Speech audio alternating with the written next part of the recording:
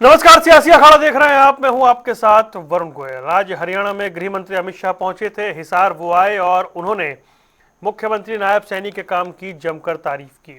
उन्होंने एक किस्सा भी सुनाया कि जब चुनाव में मात्र 2.5 महीने बचे थे तो कुल 22 निर्णय हुए थे और मैंने उनसे अकेले में कहा था कि समय बहुत कम है, ये कैसे होगा, लेकिन मुख्यमंत्री ने चुनाव से पहले ये करके दिखा दिया। उसके बाद भी चाहे हरियाणा का बजट हो या बिना पर्ची खर्ची नौकरी हो, उन्होंने तमाम मुद्दों पर मुख्यमंत्री की तारीफ की और ये कहा कि वो मुस्कुराते हैं, उनका सौम्य चेहरा है, लेकिन वो कठोर प्रशासक भी हैं, प्रशासन पर उनकी पकड़ भी है। तो एक तरीके से मुख्यमंत्री नायब सैनी के काम पर गृह मंत्री अमित शाह ने मोहर लगाई है। पहले आपको सुनवाते हैं कि क्या कुछ गृह मंत्री की ओर से कहा गया। और हरियाणा का बजट, हुड्डा साहब शायद कल देखेंगे अखबार में, हुड्डा साहब आप 37,000 का छोड़कर गए थे, हमारे सैनी ने इसको 1,00,000 करोड़ तक पहुंचाने का काम, 2,00,000 करोड़। आज सैनी जी मेरे डेटा को सुधारते ही जा रहे हैं। इसका मतलब कि आप जीडीपी भी बढ़ा रहे हो, जनता की सुख सुविधा भी बढ़ा रहे हो, गरीबों को भी आगे लाने का काम कर रहे हो और इंफ्रास्ट्रक्चर भी बना रहे हो। देने जी, जब आप उनको देखोगे तो बड़े शांत, सौम्य और एक अद्भुत व्यक्तित्व दिखेगा। हंसमुख तो है ही, पर इसके साथ साथ कठोर प्रशासक भी है, प्रशासन पर पूरी उसकी पकड़ है। जब हरियाणा में चुनाव की शुरुआत आई तब कुछ सुधार करने जरूरी थे। मेरे घर पर एक मीटिंग हुई, कुछ निर्णय हुए, 22-23 निर्णय हुए थे। मैं इसको दोहराना नहीं चाहता, परंतु बैठक के बाद मैंने सैनी को अकेले में कहा कि सैनी जी, ये बहुत कठिन है, इतने 2.5 महीने में, 3 महीने में सब पूरा करना। उन्होंने कहा, वो जी हो जाएगा जी, आप चिंता मत करो जी। मुझे लगा चलो अच्छा है, कर ही लेंगे, मगर साहब चुनाव की घोषणा के पहले सारे के सारे काम नायब सिंह ने पूरे कर दिए थे और ये इसकी प्रशासनिक क्षमता का उदाहरण। चलिए चर्चा की ओर बढ़ेंगे, उससे पहले आपको कुछ ग्राफिक्स दिखाते हैं जिसके जरिए इस बात को हम आगे बढ़ाएंगे कि क्या कुछ आज की बातचीत का कुल मिलाकर जो लबोलबाब है वो रहा है। गृह मंत्री अमित शाह हरियाणा में थे और नायब सैनी के काम पर मोहर लगाते हुए उन्होंने कहा कि हमारी सरकार के पूर्व मुख्यमंत्री मनोहर लाल के काम को आप आगे बढ़ा रहे हैं। जब से बीजेपी की सरकार आई है, बिना पर्ची खर्ची नौकरी मिलने लगी है। किसानों की 24 फसलें खरीदने वाला हरियाणा पहला राज्य है। इसके अलावा उन्होंने कहा कि लाल डोरे के भीतर मालिकाना हक पूरे देश में सबसे पहले किसी ने दिया तो वो हरियाणा है। महिलाओं की भागीदारी पंचायत में बढ़ाने वाला सबसे पहला राज्य हरियाणा है। हरियाणा का बजट आप देखेंगे तो हुड्डा साहब जो छोड़कर गए थे उससे कहीं 2,00,000 करोड़ तक ले गए हैं। नायब सैनी शांत और सौम्य है, लेकिन वो कठोर प्रशासक हैं, ये बात भी उन्होंने आज कही है।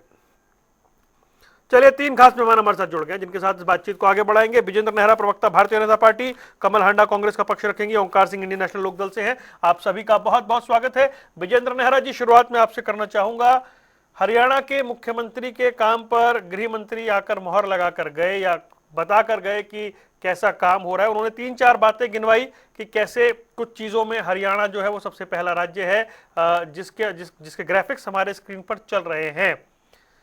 सेंटर और राज्य के बीच या संगठन और सरकार के बीच रिश्तों को लेकर अक्सर बात होती है। आपकी जो मौजूदा सरकार है उसको सेंटर की ओर से भी हम ये कह सकते हैं कि पूरा आशीर्वाद मिला हुआ है।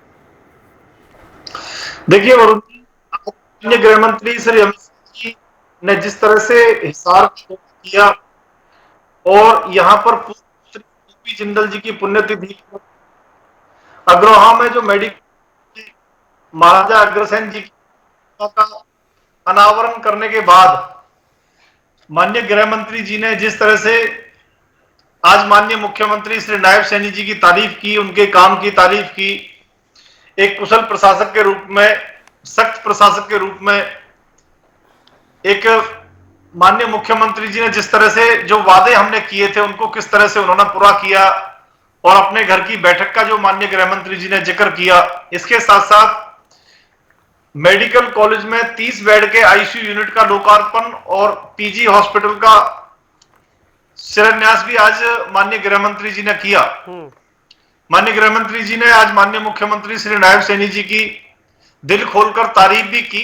उन्हें एक सख्त प्रशासक बताया, सहज, सरल, विनम्र और हंसमुख एक व्यक्तित्व का धनी माननीय मुख्यमंत्री जी को बताया। और सिर्फ माननीय गृह मंत्री जी ही नहीं वरुण जी, जो विपक्षी पार्टी है, कांग्रेस पार्टी के जो विधायक हैं, तमाम जो विपक्ष के नेता हैं, वो भी माननीय मुख्यमंत्री श्री नायब सैनी जी के सरल व्यक्तित्व की तारीफ करते हैं। सबको समान विकास की दृष्टि से माननीय मुख्यमंत्री जी देखते हैं। और जिस तरह से हरियाणा प्रदेश के अंदर ईमानदारी से सरकारी नौकरी देने का काम पहले माननीय मुख्यमंत्री जो पूर्व में रहे श्री मनोहर लाल जी ने और वर्तमान मुख्यमंत्री श्री नायब सैनी जी ने जिस तरह से माननीय मनोहर जी के कामों को आगे बढ़ाते हुए ईमानदारी से सरकारी नौकरी देने का जो हमने क्रम शुरू किया है, जिस तरह से पूरे देश के अंदर हरियाणा पहला ऐसा प्रदेश है जो सभी फसलों को एमएसपी पे खरीदने का काम करता है। और माननीय मुख्यमंत्री जी द्वारा जो तमाम योजनाएं हरियाणा प्रदेश के हित में हमने चलाई हैं, और पहली बार हरियाणा के इतिहास में 2 लाख करोड़ रुपए से ज्यादा का ऐतिहासिक बजट जिस तरह से माननीय मुख्यमंत्री श्री नायब सैनी जी ने पेश किया है, उसकी माननीय गृह मंत्री जी ने तारीफ की। चाहे सड़क है, चाहे सीवर है, चाहे बिजली है, पानी है, शिक्षा है, स्वास्थ्य है, सुरक्षा है, महिला है, युवा है, किसान है, हर वर्ग के लिए जो माननीय मुख्यमंत्री जी ने काम किया है, इतने कम समय में तेज गति के साथ में काम किया है, सबको साथ में लेके चले हैं। बजट पे सबके सुझाव उन्होंने लिए हैं। माननीय गृह मंत्री जी की तारीफ ये बताती है कि केंद्र की जो योजनाएं हैं, जिस तरह से पूर्व मुख्यमंत्री श्री मनोहर लाल जी ने उन योजनाओं को हरियाणा प्रदेश के अंदर सबसे पहले लागू किया, उसी क्रम को आगे माननीय मुख्यमंत्री श्री नायब सैनी जी ने बढ़ाने का काम किया है। और हर विषय के ऊपर एक अच्छा काम करके माननीय मुख्यमंत्री जी ने दिलाया है। ये ट्रिपल इंजन की जो सरकार हरियाणा प्रदेश के अंदर बनी है, आने वाले समय के अंदर भी, मतलब फिर वो तो सारी बातें आपने रिपीट कर दी। अब तीसरी बार आपकी सरकार है, अब भी क्यों भूपेंद्र सिंह हुड्डा पर तंज कसने की जरूरत है आप लोगों को भाई?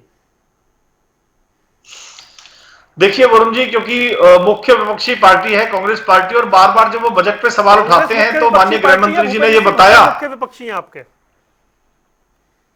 देखिए भूपेंद्र सिंह हुड्डा क्योंकि अब तक विपक्ष के नेता रहे, अभी तो वो तय ही नहीं कर पा रहे कि कौन विपक्ष का नेता होगा, क्योंकि भूपेंद्र सिंह हुड्डा आज भी अगर उसी भूमिका में वो जिस तरह से सदन के अंदर देखा गया, और सरकार ने भी क्यों माना कि कोई विपक्ष का नेता नहीं है, तो भूपेंद्र सिंह हुड्डा जी उस भूमिका को निभा रहे हैं पहले।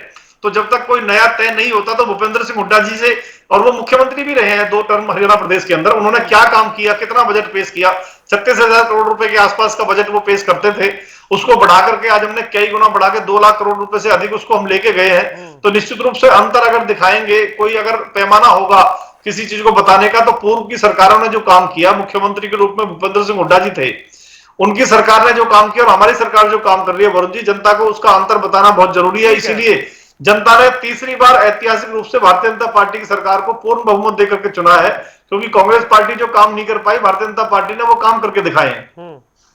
ठीक है कमल हांडा जी, सरकार ने काम करके दिखाए हैं, भूपेंद्र सिंह हुड्डा पर इसलिए तंज है और जनता बीजेपी के संग है। जी आपका नमस्कार, आपके माध्यम से आपका चैनल देखने वालों को भी मेरा नमस्कार। राह के पत्थर को चकनाचूर होना चाहिए, राह के पत्थर को चकनाचूर होना चाहिए, वार चाहे एक हो भरपूर होना चाहिए। सिर्फ इतना ही नहीं कि वो अपनी हार मान ले, सिर्फ इतना ही नहीं भाजपा की अपनी हार मान ले, वो हमारे सामने मजबूर भी होना चाहिए। तो सबसे पहले तो मैं एक बात कहूंगी, ऑफ द टॉपिक है वरुण जी, 6 मार्च को मैंने आपसे की थी एक डिबेट। आपने कहा था कोई असंसदीय भाषा ना बोले, मेरे को डिबेट खत्म करने में 1 मिनट नहीं लगेगा। याद होगा आपको? मेरे पास पड़ी है वो आपकी डिबेट, याद है आपको? नहीं मैं क्यों कर रही हूँ, मैं क्यों कर रही हूँ मैं? अरे आप बात तो सुनिए आगे पूरी। आई है कि 6 मार्च का जिक्र करें हम यहाँ? नहीं क्यों नहीं करूँ मैं, वो मैं भी तो डिसाइड करूंगी ना, मुझे क्या कहना, सुन तो लीजिए। आज के विषय पे बात करिए ना। लीजिए, आपने भाजपा के नेता का भाषण तो, प्रवक्ता का भाषण तो आपको पूरा मौका दिया है, आप करिए, मैं 6 मार्च की बात करूंगी पहले। अरे मैं आपको आज बैठा नहीं है विधु रावल, नहीं तो मैं बताती हूँ क्या भाषा इस्तेमाल की। क्या मतलब है इस बात का? आप इंतजार करते हैं कि आपके सामने कोई ऐसा बैठे? मैं ये बताना चाहती हूँ आपको इसके माध्यम से कि आपको विधु रावल ने कहा ऐसी भाषा बोलने के लिए, ये मेरा मकसद था। कहा किसको कहा ऐसी भाषा बोलने के लिए? विधु रावल ने। किसको कहा? क्या डिबेट है? मेरे को कौन कहेगा? पहले नहीं बोला था। हु इज हेयर टू आपने उससे डिक्टेट पहले कभी मी? नहीं बोला था। आपको क्या हो जाता है? बात आप सुनिए। किस विषय पे बात कर रही हैं? आज के टॉपिक पे बात करिए प्लीज। और मैं टॉपिक संसदीय पे बोला भाषा रही का हूं मैं। इस्तेमाल अगर आज भी मैं होगा ये भी तो बताना आज भी चाहती डिबेट हूं। बंद हो जाएगी मैडम। हाँ, ये बिल्कुल, तो मैं सबके टॉपिक लिए पर है, भी आ रही हूं सिर्फ मैं। आपके लिए नहीं है, वरुण जी, सबके टॉपिक लिए पर है। प्लीज। वरुण जी, वरुण जी टॉपिक को पर भी आ डिबेट रही हूँ, कमेटी लेकिन ये पता नहीं बताना भी क्या जरूरी था कि आप भी सोच समझ कर बोला करें। ये बात मैडम सुनिए आप। प्लीज, मुझे आपसे कोई सुनिए, लेक्चर नहीं चाहिए, कोई मोहन पर लेसन नहीं मोहन। चाहिए। बैठना है तो बैठिए, वरना आप जा सकती हैं। मुझे कोई शौक नहीं है। आप आके डिक्टेट करेंगी मुझे? बताइए, कोई मतलब है इस बात का? क्या तरीका है ये? ये तो आप तय और कर रहे थे। आप कैसे तय कर देती है कि मुझे मुझे कर रहे कौन थे। बताएगा? इनडायरेक्टली। मैंने सीधा कहा कोई अनसंसदीय भाषा का और प्रयोग करेगा, बोलिए। डिबेट बंद हो जाएगी। तो आपको तकलीफ क्यों है? मैं अभी चली वो जाऊंगी, तीनों मैं फिर बुला प्रवक्ताओं के लिए करिएगा। वो बात। मैं सर डोंट बोलूंगी मेक इट फिर मैं। पर्सनल। आपकी मेरी कोई लड़ाई नहीं है, ना हाँ। मुझे उलझना है। प्लीज बिल्कुल, लेकिन आपको भी किसी को डोंट कहने में मेक नहीं इट आना पर्सनल। करना चाहिए मेरे को। बिल्कुल भी बात नहीं, करने दीजिए। और बिल्कुल बात बर्दाश्त नहीं करने करूंगा दीजिए। एक शब्द भी। बात करने आपको दीजिए। तुरंत जाना है, चली जाए यहाँ पे, मुझे कोई आवश्यकता नहीं है आपकी। क्यों आवश्यकता नहीं है? बुलाया नहीं क्यों था तो फिर? ये क्या तरीका है बैठकर आप ये कहते हैं कि आप बैठते ही एक विषय है उस पर एक शब्द नहीं बोलेंगी और आप कहेंगी जरा सोचकर बोलिए। मैंने अगर ये कहा कि असंसदीय भाषा का इस्तेमाल होगा तो डिबेट, मैडम प्लीज इनका ऑडियो डाउन करिए एक बार। मैंने अगर ये कहा असंसदीय भाषा का इस्तेमाल होगा तो डिबेट बंद कर दी जाएगी। वो सिर्फ आपके लिए नहीं है, वो सबके लिए है। आपको क्यों लगा कि वो आपके लिए है? आपने क्यों माना? क्या आप ऐसी भाषा का इस्तेमाल करती हैं? आपने उसे पर्सनली क्यों लिया? यह आपकी गलती है। मैंने बिना किसी का नाम लिए तीनों प्रवक्ताओं के लिए कहा कि कोई ऐसी भाषा का इस्तेमाल करेगा वो स्वीकार्य नहीं है। अब सीधा पॉइंट पर आइएगा आज के विषय पर।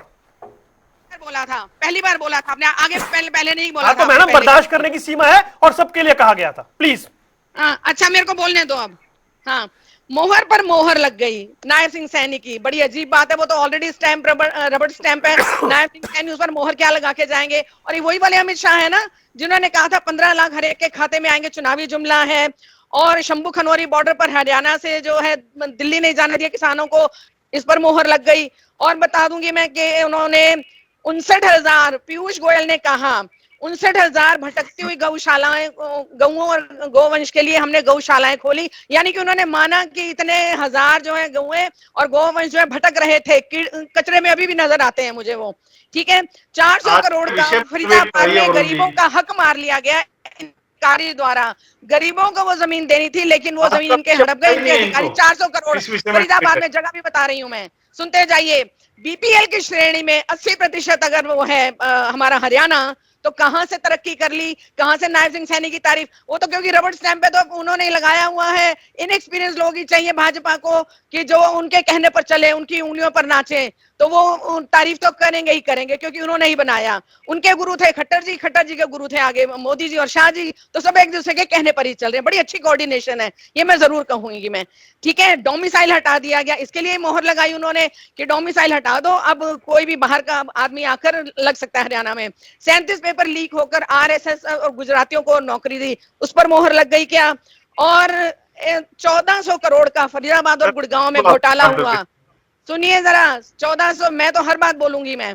1400 करोड़ का फरीदाबाद और गुरुग्राम में घोटाला हुआ, एडवांस पैसे लिए गए, लेकिन कोई सबूत नहीं कि क्या काम हुआ। उसके बारे में एक भ्रष्टाचार चरम पर है, इसमें कोई शक नहीं है। ठीक है, महंगाई, बेरोजगारी, आपका परमानेंट परेशानी पत्र जो कोई यशी कंपनी थी उसको दिया गया था, तो उसके लिए भी कोई बात नहीं होती। प्रॉपर्टी आईडी में कितने घोटाले हुए कि 5वीं क्लास का पढ़ता हुआ बच्चा 5 लाख कमाता हुआ दिखा रहा है, इस पर भी मोहर लगा गए होंगे अमित शाह जी।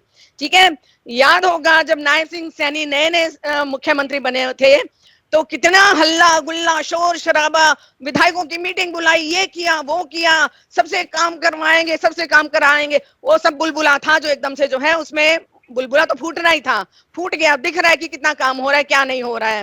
निकाय चुनाव के लिए आपने इवेंट मैनेजमेंट बना दिया, जो कि वहां की लोकल कमेटी में ही स्वर्न इन सेरेमनी हो जाती है। ठीक है, और दूसरी बात मैं कहना चाहूंगी कि उस बात पर भी लगाई होगी मोहर कि 10 किलो कोई किसी को गोबर खिला रहा था विधानसभा में, कोई छटाक भर, और उसके साथ साथ 40 करोड़ की लैट्रिन भी खा गए मानेसर में। ये भी याद दिला दूं मैं। रोज 5 रेप होते हैं, तो रोज फिरोतिया गोलियां चल रही है, इन पर भी उन्होंने लगाया होगा, इस पर भी मोहर लगाई होगी। भाषा का थोड़ा सा सम्मान रखिए प्लीज। ये हमेशा अभद्र भाषा का इस्तेमाल करती है। क्या अभद्र भाषा है? लेटरिन के मैडम नाम आपको पर ही लगता होगा खड़ा ये है ना। ठीक भाषा है, तो मुझे तो नहीं लग रही है ठीक। चलिए ठीक है, ओंकार सिंह जी, आपको वैसे भी कांग्रेस ओंकार अच्छी सिंह नहीं जी लगती। Please, Kamal Handa please. ओंकार जी मुझे बताएं कि, वरुण जी आवाज आ रही है मेरी? हाँ जी आपकी आवाज आ रही है, मुझे ये बताएं। वरुण जी सबसे पहले तो आज ईद का जी त्योहार है। मैं पूरे देशवासियों को आपके चैनल के माध्यम से, क्योंकि हमारे यहाँ पे सब धर्म संपन्न, बिल्कुल अपने भाइयों को, मुस्लिम भाइयों को, सब समाज को ईद की मुबारकबाद देता हूँ, मीठी ईद है। जी।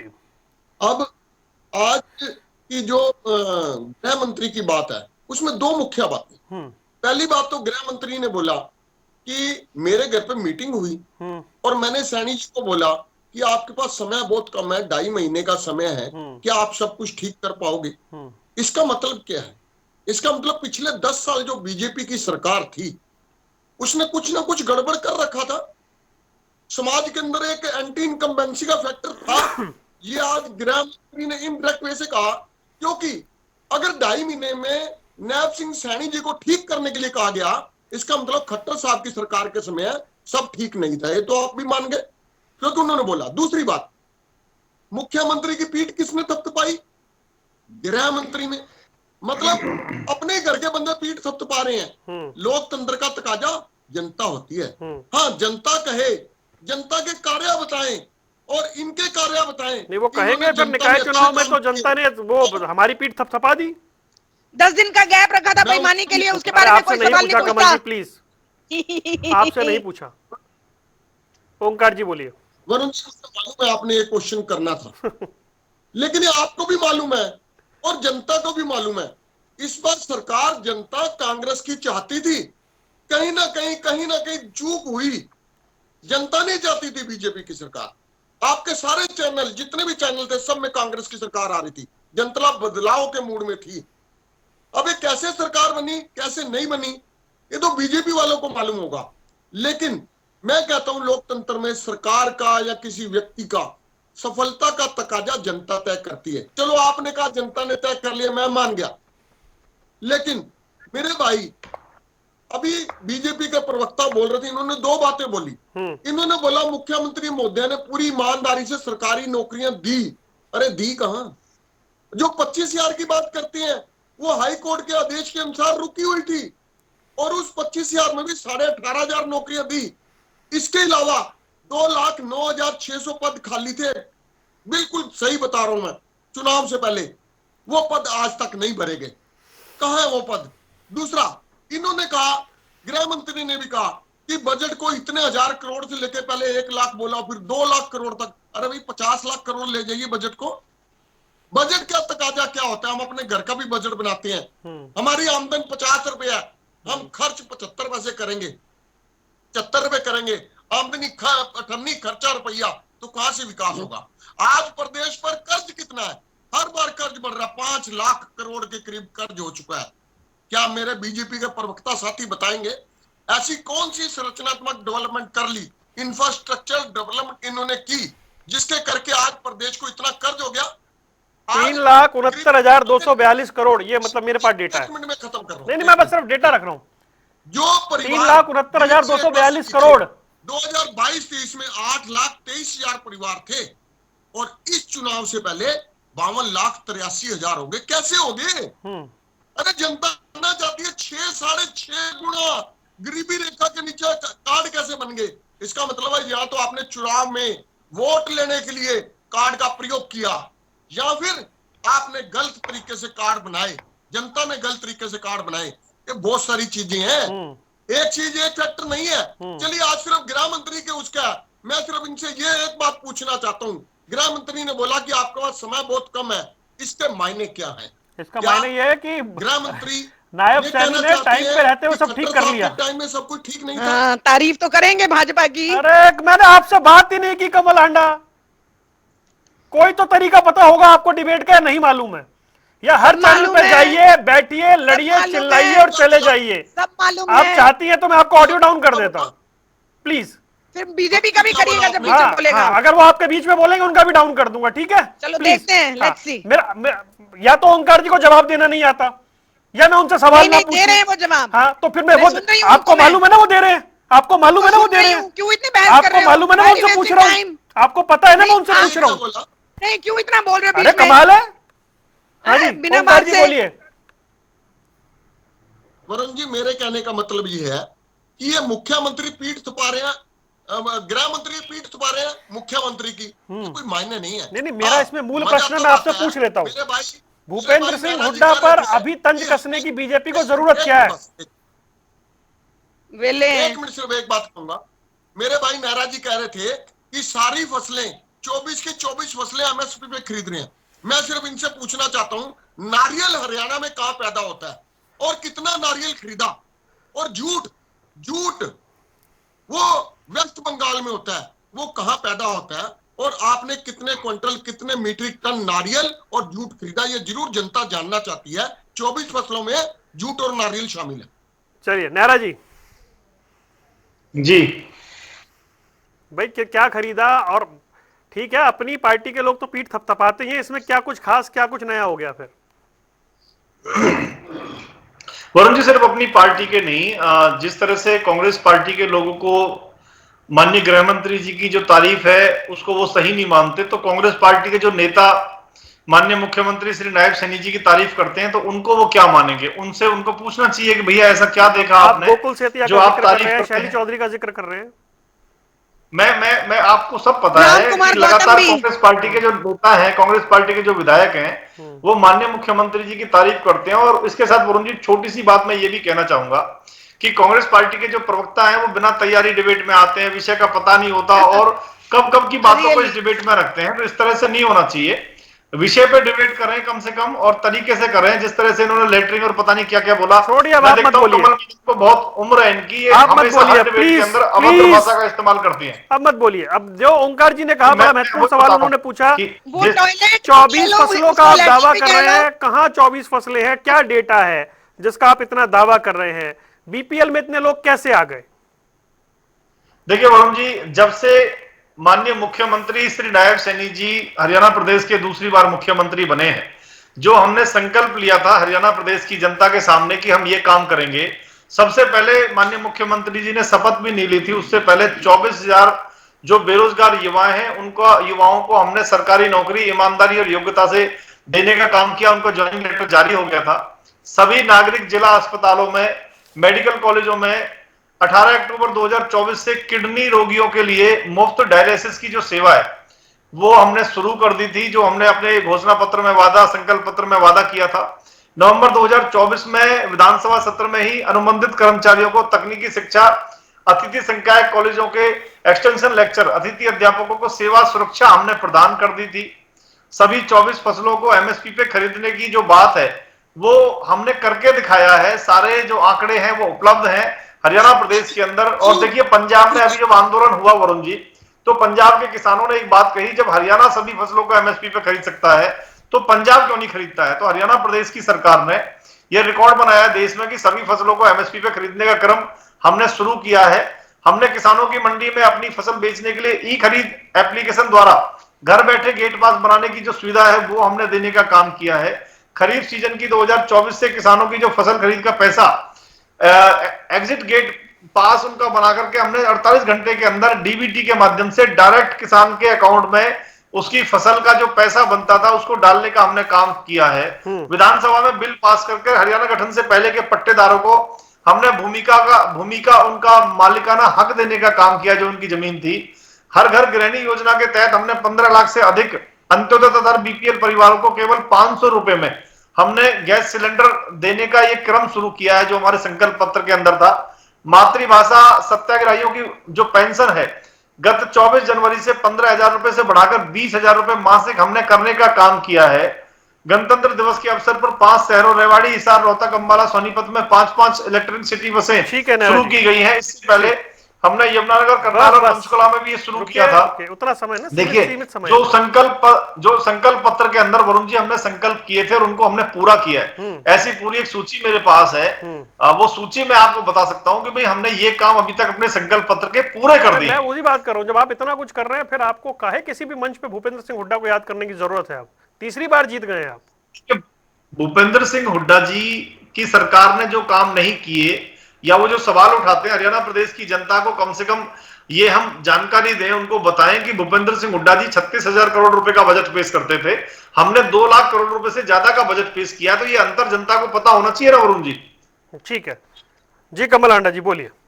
हाँ जी, ये जो कहते हैं 36,000 करोड़ का बजट पेश किया, इनको जरा सी भी समझ नहीं है कि भाई 36,000 करोड़ में कितने काम करके गए वो। आपके 2 लाख करोड़, 2,07,000 करोड़ का जो बजट पेश कर रहे हो, उसमें 4.5 लाख करोड़ का तो आपका कर्जा है, ब्याज में जाता है, किस्त में जाता है। और उसमें भी कितने काम किए, कोई 1 मेगावाट बिजली का आपने प्लांट लगाया हो। 1400 पर इनेलो छोड़कर गई थी, हमने 10,000 मेगावाट तक के हमने प्लांट लगाया, हमने न्यूक्लियर पावर प्लांट लगाया। कौन सा लगाया? कोई हॉस्पिटल बनाया? गुड़गांव में देखो, जहां हॉस्पिटल बनना था वहां अवैध पार्किंग चल रही है। इनके कोई काम इनके। और 259 लाख, मेरे को एक चीज याद आई, 259 लाख करोड़, लाख करोड़ कह रही, 259 लाख नहीं कह रही मैं, वो अमित शाह जी ने देने थे हरियाणा को, वो कब देंगे वो तो पता चले।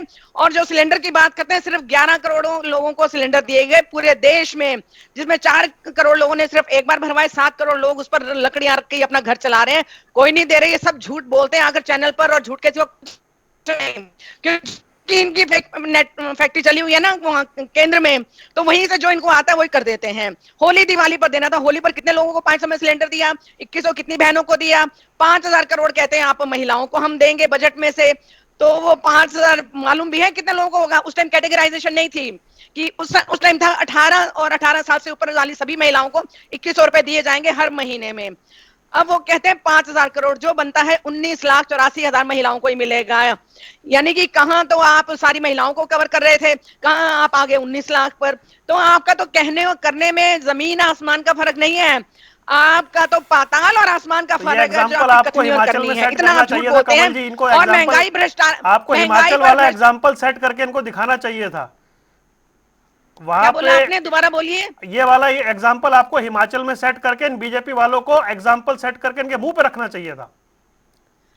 रखा हुआ है, लेकिन ये झूठ बोलने से बाज नहीं आते ना। मैं बता देता हूँ। हाँ। इंदिरा गांधी सुख आश्रय योजना के तहत जो वहां पैसे मिलने थे, जो वादा किया था 18 साल से ऊपर की हर महिला को मिलेंगे। अब आप इधर उधर की बात नहीं कर रहे। ये उधर उधर की बात कैसे हो गई? बात नहीं कर रहे ना, ये इधर उधर की बात कैसे हो गई? आपको इतनी तकलीफ कैसे हो जाती है सवाल से? कर रहे हैं वो हमारे हुड्डा साहब पर बात कर रहे हैं। इंदिरा गांधी, अरे मैंने एक भी अगर फैक्ट से इधर बात की हो, इंदिरा गांधी सुख आश्रय योजना के तहत 8 लाख से ज्यादा महिलाओं ने वहां पर अप्लाई किया, आपको पता है? और आपने 44,000 महिलाओं को अभी तक 2.5 साल की सरकार के बाद 44,000 महिलाओं को उसके अंदर रखा है। नहीं, आपको पता है कितना सर्वनाश हुआ पिछले से पिछले साल बारिश में? पता है कितना नुकसान हुआ? इस वजह से आप नहीं दे पाए आपको? इस वजह से नहीं दे पाए। दूसरी बात, केंद्र देता नहीं है कुछ, जहां पर अपने राज्य हैं वहां पर तो पैसा देंगे खुला। हाँ। सुनते जाना अब आप। जी। जो इनके शासित राज्य नहीं है वहां पर पैसे नहीं देते हैं। ये तो ये भी झूठ बोलते हैं कि हम तनख्वाह नहीं दे रहे, लेकिन मैं बहुत सारे लोगों को जानती हूँ, हिमाचल में भी मेरा घर है, हरियाणा में भी है, तो लोगों को तनख्वाहें मिल रही है, कोई ऐसी प्रॉब्लम नहीं है। निकाय चुनाव का इवेंट मैनेजमेंट देश में सबसे ज्यादा कर्जे वाले राज्य कौन है जीएसडीपी रेशियो के हिसाब से? हिमाचल। हरियाणा की बात कर रहे हैं, मैं भी हरियाणा की बात कर रही हूं। नंबर 3 पे है उसमें। आपका महाराष्ट्र भी है जिसमें 8 लाख करोड़ है, जिसमें अरे नहीं, आप नंबर वाइज आप कंफ्यूज हो जाती हैं। मैं जीएसडीपी, मैंने स्पेसिफिकली बोला जीएसडीपी वाइज। मेरे को उसके बारे में कोई इन्फॉर्मेशन नहीं है, इसलिए मैं झूठ नहीं बोलूंगी, मैं भाजपाई नहीं हूँ। नंबर 1। चलिए, अच्छी बात है। चलिए ओंकार जी के पास चलते हैं। ओंकार जी, नहीं, अभी मेरी बात खत्म नहीं हुई, बीच में आपने टोक दिया बहुत ज्यादा जी। हाँ, मैं ये कह रही थी, महंगाई, बेरोजगारी, पीपीपी पर, प्रॉपर्टी आईडी पर कोई बात नहीं की उन्होंने। और नेचुरल बात है, उन्होंने अपना एक रबड़ स्टैंप रखा है, तो उसकी तारीफ क्यों नहीं करेंगे? ये तो बट नेचुरल बात है। निकाय चुनाव का आज तक मुझे कोई जवाब नहीं दे पाया, ना कोई किसी एंकर ने लेकर दिया, ना कोई भाजपा का प्रवक्ता दे पाया कि आपने 10 दिन का गैप क्यों रखा था। और इनके प्रवक्ता सारे हम ही जीतेंगे। Don't interrupt, let me speak uninterrupted. तो इनके प्रवक्ता बोलते थे सारे के सारे मेयर हमारे ही बनेंगे, और वो बन गए। कैसे बन गए? ये भविष्य वक्ता है, या कोई जैसे ये भी नॉन बायोलॉजिकल प्रधानमंत्री के साथ जुड़े हुए हैं, जो सारी बातें उनको पहले ही पता चल जाती है, क्योंकि ये बेईमानी करते हैं कि बीजेपी इस चुनाव को ऐसे लड़ रही है जबकि ये सिंबॉलिक चुनाव है। ये लोग एक बात कहते हैं, मैं याद दिला दूं कि हम हमेशा 24/7 चुनावी मोड में रहते हैं, तो काम करने का वक्त कहाँ मिलता होगा ना। तो जो ये षड्यंत्र ही करते हैं, ये कि कैसे कहां से कैसे जीता जाए, कैसे वोटों की चोरी की जाए। चुनाव आयोग ने अब तक लिखित में दे दिया। ओंकार जी, बता दूं मैं, एक ओंकार जी, मिनट, बीजेपी आपकी निकाय जानकारी के चुनाव लिए बता कैसे दूं, जीत गई आपके हिसाब से? 75 लाख वोटों एक का सेकंड। कोई हिसाब नहीं है जो वोट डले हैं। और हरियाणा, जी, पंजाब, हालांकि हम मध्य चर्चा प्रदेश, कर चुके राजस्थान हैं। से ओंकार जी, एपिक नंबर पता है बीजेपी क्या होता क्यों है? जीत गई और 2.5 एपिक लाख नंबर, वोट से कैसे जीत गई मेयर के चुनाव? मैंने कहा ना, नहीं नहीं, सारी ओंकार जी से बेईमानी है। पूछा न्यूज मैंने, 10 दिन का ओंकार गैप जी से रखा। पूछा मैंने। आप बताइए ना, अरे मैं हमारे ओंकार जी टाइम से पे पूछ निकाय रहा हूं, चुनाव भाई होते रुकिए। थे, सुबह होता था, सुबह से रुक चुनाव शुरू जाइए, होते थे, शाम तक रुक रिजल्ट आ जाइए, जाता रुक था। जाइए, रुक जाइए, रुक जाइए। ओंकार जी, वरुण जी मैं सुन नहीं नहीं, पाया। क्यों 10 दिन का गैप रखा, ये तो पूछिए। ओंकार जी, ये क्यों 2.5 लाख वोट से मतलब अभी वो पूछ रहे थे बीजेपी कैसे जीत गई, आपके हिसाब से बीजेपी निकाय चुनाव में कैसे जीत गई? देखिए, निकाय चुनाव में बीजेपी एक तो वोट का परसेंटेज बहुत कम हुआ। दूसरा, वोट 2 तारीख पड़े, इलेक्शन का रिजल्ट 12 तारीख आया। 10 दिन में क्या हुआ, या किसी को कुछ नहीं मालूम। तीसरा, कांग्रेस और हमने, मैं अपनी भी बात कर रहा हूं, हमने इतने बढ़िया तरीके से परफॉर्म नहीं किया। अपनी भी बात का साथ में कर रहा हूं, जिसकी वजह से बीजेपी को की, और सबसे बड़ी बात, क्योंकि ऊपर बीजेपी है, स्थानीय निकाय के चुनाव प्रभावित होते हैं। आम व्यक्ति सोचता है कि ऊपर में जिसकी सरकार है, अब पहले कांग्रेस की सरकार थी, सारे कांग्रेस जाते थे, इसमें कोई बड़ी बात नहीं है। ये जो छोटे ये चुनाव पूरे देश में ये सामान्य आमतौर सी पर बात है। जी, ये पूरे देश में सामान्य सी बात है। स्टेट में जिसकी सरकार होती है, निगम में उसी का बोलबाला रहता है। नॉर्मली ये होता है। नॉर्मली अपवाद भी आते हैं नहीं, इसमें, एक्सेप्शनल क्योंकि होते ये हैं कोई सेट फार्मूला नहीं है। जी। और अब मैं आना चाहता हूँ मेन मुद्दे पे। जी, मेरे भाई बार बार कहते हैं कि हम 24 फसलों को एमएसपी पे खरीदते हैं। देखिए, किसान की लड़ाई क्या है। किसान आज भी सड़कों पर बैठा था। जो इन्होंने षड्यंत्र रच के, बीजेपी और आम आदमी पार्टी ने षड्यंत्र रच के किसानों को खदेड़ा और उनको लूटा, वो आज भी सड़कों पर था। उनकी 2 मुख्य मांगे थी। नंबर 1, एमएसपी को कानूनी गारंटी, और नंबर 2, एमएसपी का निर्धारण। एमएसपी का निर्धारण कैसे चाहता है किसान? स्वामीनाथन आयोग में वर्णित C2 + 50% फार्मूला। C2 का मतलब क्या है? उसमें उसकी जमीन की लागत का इंटरेस्ट, और उसमें उसके व्यक्तिगत, जो उसके व्यक्तिगत बंदे, उसके परिवार के बंदे काम कर रहे हैं, उनकी दिहाड़ी, इन सबको शामिल करके C2 + 50% का फार्मूला। और मेरे भाई ये बताने का कष्ट करेंगे कि क्या C2 + 50% का फार्मूला दिया गया? और दूसरा, क्या उसको एमएसपी को कानूनी गारंटी है? बिल्कुल नहीं है। दूसरी बात, एक कह रहे थे, बार बार एक ही बात कहते हैं कि हमारा बजट, मैं मानता हूं 2,05,017 करोड़ का बजट बहुत भारी भरकम बजट है, लेकिन इस बजट में स्वास्थ्य के ऊपर, शिक्षा के ऊपर, पावर सेक्टर के ऊपर, इन सब के ऊपर परसेंटेज कम किया गया, और सिर्फ एक 5,000 करोड़ रुपए लाडो लक्ष्मी योजना के लिए रखे गए। अभी शुरू नहीं की, सिर्फ प्रावधान रखा गया। मैं अपने भाई से पूछना चाहता हूं, क्या शिक्षा और स्वास्थ्य और एनर्जी, इन 3 महत्वपूर्ण बातों में क्या बजट का प्रतिशत कम करके 5,000 करोड़ निकाले गए? अगर ऐसे निकाले गए तो हमें अपने बच्चों को पढ़ाना है, हमें अपने बच्चों को नशेड़ी नहीं बनाना। हमारे को चाहिए बच्चा शिक्षित हो, स्वस्थ हो। शिक्षा और स्वास्थ्य का बजट मैक्सिमम हो। इन्होंने इनमें, इनके बजट में कटौती क्यों की?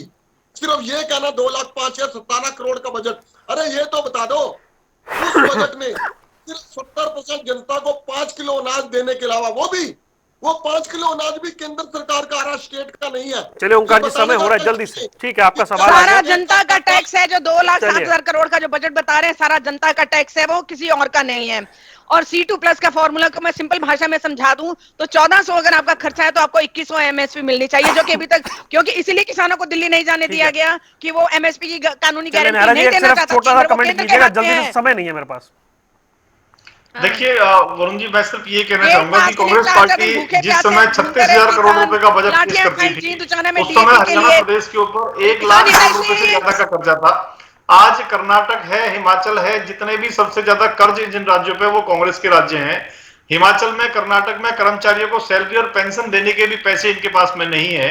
आज ये जो बार बार खा कांग्रेस जाते हो, पार्टी के केंद्र नेता खा जाता कहते है हैं 10 सारा। दिन का अंतर था निकाय चुनाव में इसलिए हम हारे, इनको केंद्र पहले इसलिए तय खा करना जाता है ना, चाहिए केंद्र कि देता नहीं पहले है। तो इनको चुनाव आयोग से पूछना चाहिए कि जनता का अंतर टैक्स कितना है, वो था, जनता कितना को नहीं नहीं था। चलिए मिलता। दूसरा, सर, ये ईवीएम की वजह से हारे, मीडिया की वजह से हारे, या 10 दिन के अंदर की वजह से हारे, ये पहले इनको तय मीडिया करना की चाहिए कि वजह से हारे भी क्यों। चलिए ठीक है, रुक हारे, जाइए। ओंकार जी, जनता ने ईवीएम इनको से भी भैया नकार दिया। हारे। बस बाकी ऑडियो गिराइए। ओंकार जी, वैसे मैं ऑफ द रिकॉर्ड जाता नहीं हूं ट्रैक पर, लेकिन आपसे पूछ लेता हूं मैं, मुझे याद नहीं, आज से 20, 25, 26 दिन पहले अगर मैंने किसी डिबेट की शुरुआत में यह कहा, किसी का नाम लिए बिना, कि अगर असंसदीय भाषा का इस्तेमाल हुआ तो मैं डिबेट को बंद कर दूंगा, क्या यह किसी पर व्यक्तिगत आक्षेप हो सकता है, या मेरा ऐसा कहना एक डिबेट की मर्यादा बनाए रखने के लिए गलत था? नहीं वरुण जी, ये सबके ऊपर लागू होता है। अगर मेरी बहन ने ये सोचा हो कि उसके ऊपर लागू है तो ये नहीं, ऐसा नहीं सोचना चाहिए। और मेरे को पता है आप एक जायज बात करते हो, हम सब आपकी नजर में बराबर है। बीजेपी का प्रवक्ता और मेरी बहन है, ये भी बराबर है, और सबको बराबर का मौका भी मिलना चाहिए, और आप देते भी। चलिए जी, सियासी अखाड़ा देख रहे थे आप, फिलहाल इतना ही। जनता टीवी पर खबरों का सिलसिला लगातार जारी है।